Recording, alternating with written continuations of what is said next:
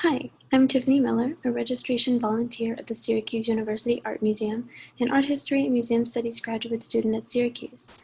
I'm so excited to share with you an in-depth look at the life and art of renowned Italian modern artist Giuseppe Capogrossi, who is represented in the museum's permanent collection.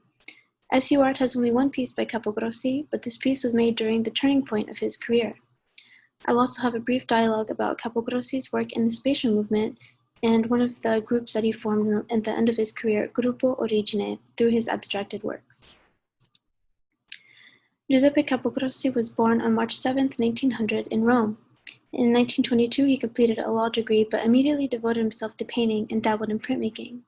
Between 1927 and 1931, he frequently traveled to Paris with two other figurative artists. These artists were among the association of painters known as the Roman School. In 1933, they collaborated on the Manifesto of Plastic Primordialism, in which they discussed the presence of the archaic in contemporary world. From the mid-1930s, Capogrossi adopted a darker palette.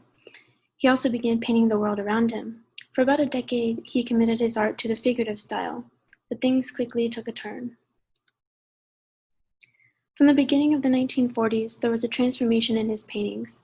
The colors led up to red, purple, yellow, and orange, and the paintbrush came alive in its dynamism. Between 1945 and 1948, his figurative tonal painting gave way to an increasingly abstract geometric style. A decisive shift in his career took place between 1947 and 1949, after he moved away from the figurative tonal painting and experimented with the abstract geometric style, leading to the development of the vocabulary of irregular comb or fork-shaped signs. With no allegorical or symbolic meanings, these structural elements could be assembled and connected in countless variations. Intricate and inconsistent, Capogrossi's signs determined the construction of the pictorial surface. Similar to lists or sequences, his paintings were immediate in their appeal, yet remained hard to decode. The sign is never repeated as an end unto itself, but is developed into a series of variations, as art critic Giulio Carlo Argan noted in 1967. Argan found a literary parallel in Raymond Queneau's Exercises in Style, published in 1947, which is a collection of 99 stories from the same story, using the same words, that's in a different style each time it is retold. The whole process of Capogrossi is always to go beyond appearances, to invent and to clarify them, a grasp of something not seen, but something that is in ourselves, like tiny reckless signs that the artist observed when he was a child. These abstract comb sign paintings, usually known simply as surfaces or superficie, were begun in 1949 and first exhibited at the Galleria del Secolo, Rome, in 1950. Although Capogrossi stopped creating figurative works shortly into his career, his abstract works have a similar function as the medium is static, but the designs are dynamic. Composition here is located in a small folio rather than his more common and larger oil on canvas pieces. Purchased shortly after its creation, this lithographic print on wolf paper packs a punch of detail, although it is smaller than the size of a piece of paper. These black comb-like shapes, referred to by Capogrossi as morphe, interact with one another through horizontal and vertical variations that range in size.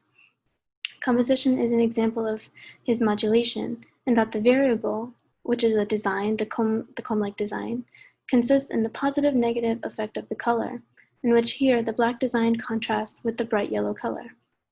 Repetition is one of the key aspects in his later works, as seen here, in this rigorous repetition of signs and few colors stuck with him until his death. Repetition is also seen with the medium. Printing allowed him to create more works in a quick manner and allowed him to be more precise than a brush. He multiplied and combined this comb-like design in ever-new solutions, transforming the design into the creator of space in the composition, demonstrating that the subject is the creative force of the artist alone, relating back to Queneau's storytelling. Capogrossi subsequently became one of the main exponents of Italian formal art, together with Lucio Fontana, who created spatialism in the 1940s. Fontana's most famous works are his concetti spaziali, or spatial concepts, in which he stabbed a watercolor painted canvas and created repetitive slashes or holes, the same time Capogrossi was making his newly abstracted works. Capogrossi relied on repetition for his signs to define and defy space in his works. They were akin in their liking to simple, basic colors, shapes, and designs. As stated by Peggy Guggenheim Collection for the Capogrossi retrospective, this distinctive sign of Giuseppe Capogrossi, like Lucio Fontana's gesture of piercing the canvas, has left an indelible mark on the history of Italian art in the 20th century. In 1951, Capogrossi joined three artists, Mario Balocco, Alberto Buri, and Ettore Colla, in Rome. Gruppo Origine, which translates as Origin Group, was a short-lived Italian group formed in 1951 to promote a return to simple form and color in abstract form. Critical of what they saw as the increasingly decorative quality of abstract art at the time, they opposed a troubled consciousness of the world to the progressivist utopia of the neo-Cubists and of the formalist abstraction in Italy.